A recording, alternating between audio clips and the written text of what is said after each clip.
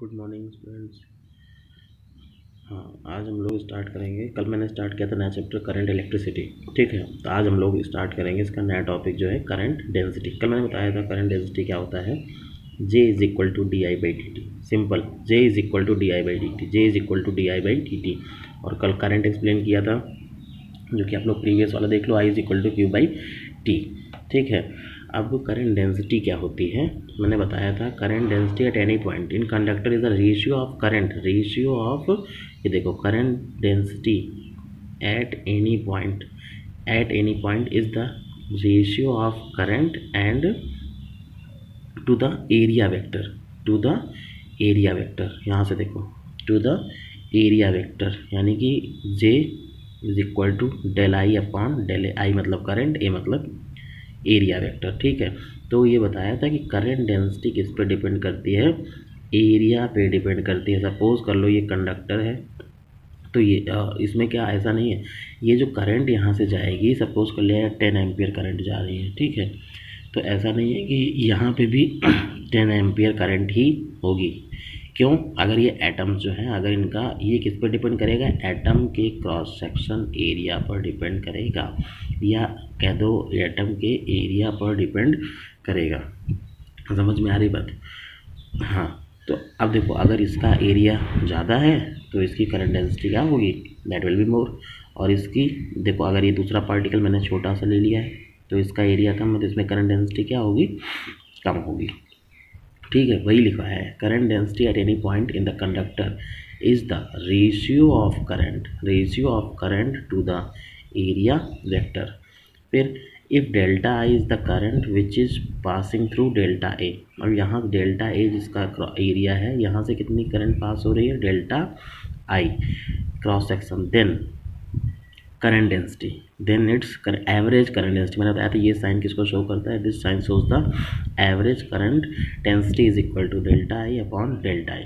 अब हम लोग क्या करेंगे, लिमिट लेना सीखेंगे। लिमिट लेना आपको पता है, ठीक है, तो J is equal to limit delta A tends to zero, एक कितना हो गया, जीरो पर हो गया, delta I upon delta A. Next J is equal to d. अब ये जैसे ही, चूँकि चेंज है ना, ये तो साइन किसका होता है, साइन इज फॉर चेंज। ठीक, तो हम यहाँ पे क्या हो जाएगा, D I upon D t. और ये कैसे क्वांटिटी होती है, it is a vector quantity. समझ में आया? करंट डेंसिटी क्या होती है, करंट डेंसिटी ऐसे याद रखना, डेंसिटी मतलब होता है घनत्व, और करंट डेंसिटी मीन्स कि करंट की कितनी मात्रा जा रही है। तो वो किस पर, करंट डेंसिटी ये किस पर डिपेंड करेगी, it always depends upon the area of particle, वो पार्टिकल के एरिया पर डिपेंड करती है। यूनिट कैसे निकालोगे, आई की यूनिट एम्पियर और T ampere per second, ampere per second. या फिर देखो, अब क्या है, हाँ, direction is always in the direction of current. और जो इसकी डायरेक्शन होती है करंट डेंसिटी की, वो कैसी होती है, in the direction of current. वो किसकी डायरेक्शन में होती है, करंट की ही डायरेक्शन में होती है। जैसे सपोज करो, ये देखो करंट जा रही है, ठीक है, और एरिया, किसी भी चीज़ का एरिया किस पे, जैसे ये एरिया है, उसकी वो क्या होगा, परपेंडिकुलर होगा। एरिया का डायरेक्शन क्या होगी, परपेंडिकुलर। जैसे सपोज करो ये पेन दिख रही है, ये वाला पार्ट देख रहे हो, ये सामने वाला, तो इसका एरिया किस तरफ होगा, सामने की ओर, आगे की ओर, आगे की ओर। समझ रहे हो? वैसे ही ये समझो, ऐसे पुट किया हुआ है और यहाँ से ऐसे करंट जा रही है, करंट जा रही है, तो इसका भी एरिया क्रॉस सेक्शन किस तरफ है, सामने की ओर। देखो, जिस डायरेक्शन में करंट है उसी डायरेक्शन में करंट डेंसिटी की भी डायरेक्शन है। समझ में आ गई? ये समझो पार्टिकल हमने ये ऐसे पुट कर दिया यहाँ पे, ये देखो, तो ये एरिया हो गया इसका, और इसकी डायरेक्शन कैसे होगी, सामने की ओर। और करंट भी कैसे है, ये देखो 10 एम्पियर सामने की ओर, तो इसकी डायरेक्शन कैसे होती है, in the direction of current. ठीक है, अब देखो, जब डेल्टा ए परपेंडिकुलर ना हो, ये तो परपेंडिकुलर था डेल्टा ए, ठीक है, देखो कैसे परपेंडिकुलर है, ये पुट किया और ये सरफेस है, ये सरफेस है, तो ये डायरेक्शन की, सरफेस एरिया की डायरेक्शन किस तरफ है, सामने की ओर, तो ये सरफेस है सामने की ओर, मतलब कितना एंगल बनाएगा, इट ऑलवेज मेक्स 90 डिग्री। ठीक है,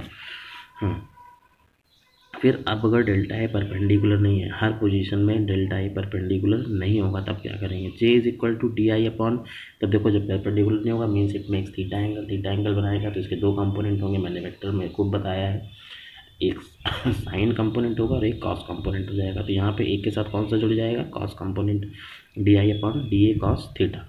और ये तो पता है आपको कैसे कॉस थीटा ऐड होता है ना, जैसे दो कंपोनेंट हैं और ये थीटा एंगल बना रहे हैं, तो ये मान लिया अगर जे है तो ये हो जाएगा जे कॉस थीटा, ये होता है जे साइन थीटा।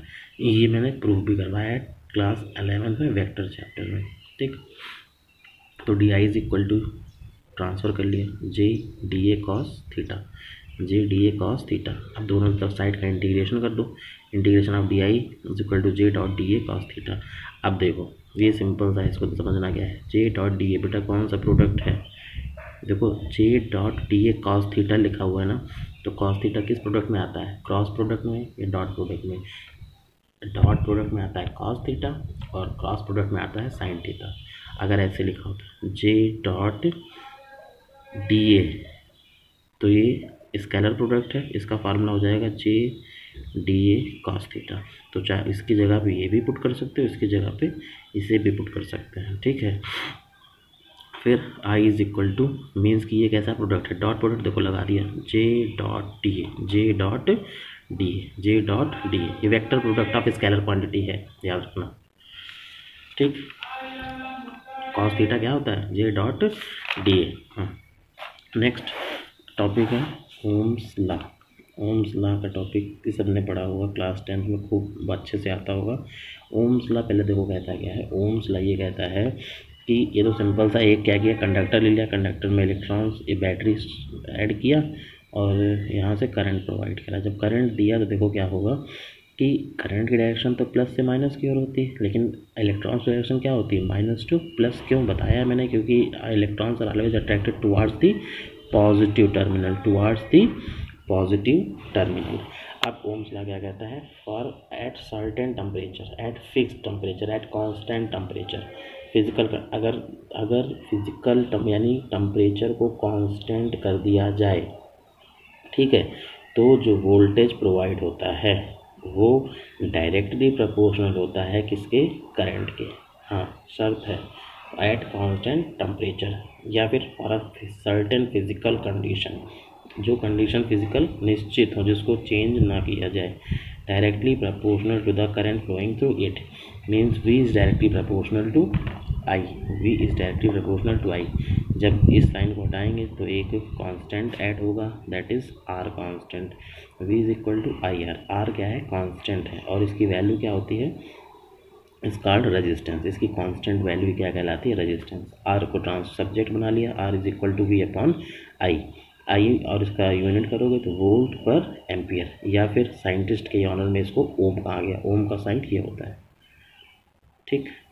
तो ये लोग देख लो, तो 1 ओम को डिफाइन करना है, तो 1 ओम कब आएगा, जब इसकी भी वैल्यू, वोल्टेज भी 1 होगा और करंट भी 1 होगा, means 1 ohm is equal to 1 volt per ampere, 1 volt is equal to 1 volt per ampere. अब ग्राफ आपने 10th में भी पढ़ा होगा, ठीक है, और 12th में भी पढ़ रहे हो, देखो क्या है कि ये वैल्यू कांस्टेंट होती है, मीन्स जैसे जैसे वोल्टेज इंक्रीज होगा I will also increase in same proportional, current भी कैसे होगी, सेम फ्लो होगी। तो देखो फ्लो हो रही ना, जैसे 5 वोल्टेज है, ये वोल्टेज मैंने ग्राफ खींचा और ये करंट में ग्राफ खींचा, तो देखो अगर 5 वोल्टेज है तो 5 करंट है, तो 10 वोल्टेज है 10 करंट हो गई, मीन्स ये देखो स्ट्रेट लाइन जा रही है, नहीं जा रही है, कांस्टेंट एक्सीलरेशन ग्राफ ये भी होता है, ठीक है। क्यों, दोनों की वैल्यू क्या है, जहाँ जहाँ से अगर नेक्स्ट 15 पे खींचोगे तो 15 यहाँ जाएगा, तो 15 ही वोल्टेज भी रहेगा। ये ग्राफ खींच के देख लेना, बहुत ईजी है, ऐसे आएगा, ठीक है। अब देखो अगर तुम लोग कहते हो टेम्परेचर कांस्टेंट नहीं होगा, तो ये ग्राफ बेटा कुछ इस तरह जाएगा, कुछ इस तरह जाएगा, और इसका कंप्लीट डिस्क्रिप्शन आप लोग सेमीकंडक्टर चैप्टर में पढ़ोगे, ठीक है। अब देखो रेजिस्टिविटी क्या होता है, resistivity is the property of material, resistivity is the property of material, ये किसी चीज़ की प्रॉपर्टी है। रेजिस्टेंस क्या है, एक डिवाइस है, रेजिस्टिविटी क्या है, प्रॉपर्टी है, याद रखना। ये प्रैक्टिकली फाउंड किया गया है कि resistance is directly proportional to the length and inversely proportional to the area. 10th में पढ़ा होगा तुम लोगों ने बहुत अच्छे से। तो रेजिस्टेंस जो होता है लेंथ के डायरेक्टली प्रोपोर्शनल होता है, लेंथ के डायरेक्टली प्रोपोर्शनल होता है, और क्रॉस सेक्शनल एरिया के इन्वर्सली प्रोपोर्शनल होता है। ये एक्सपेरिमेंटली फाउंड किया गया है, ठीक है। मीन्स कि अगर कंडक्टर की लेंथ ज़्यादा है, देखो, तो इसका रेजिस्टेंस ज़्यादा होगा कंपैरिजन में इसके, इस वाले वायर के। क्यों? देखो, इसका एरिया ऑफ क्रॉस सेक्शन ज़्यादा है, इसका एरिया ऑफ क्रॉस सेक्शन कम है, तो लेंथ ज़्यादा है। तो लेंथ के रेजिस्टेंस क्या होता है? डायरेक्टली प्रोपोर्शनल होता है, देखो लिखा हुआ है। तो इसमें रेजिस्टेंस क्या होगा? ज़्यादा होगा। अब यहाँ पे एरिया क्रॉस सेक्शन ज़्यादा है, देखो ये तो ज़्यादा है ना इससे, इस फिगर से, तो इसका रेजिस्टेंस क्या होगा? कम होगा। दोनों इक्वेशन को कंबाइन कर लिया from equation 1 and 2, its left hand side are equal, then its RHS will also be equal. तो R is equal to L upon A, directly proportional. R is directly proportional L upon A। इस sign को हटाएंगे तो एक constant add होगा, that is rho, ऐसे rho. तो R is equal to rho L upon A। Rho is equal to, rho ही क्या कहलाता है? रेजिस्टिविटी या स्पेसिफिक रेजिस्टेंस। चलो आप लोग इसका नोट्स बनाओ बेटा, ठीक है, बाकी नेक्स्ट लेक्चर में होगा।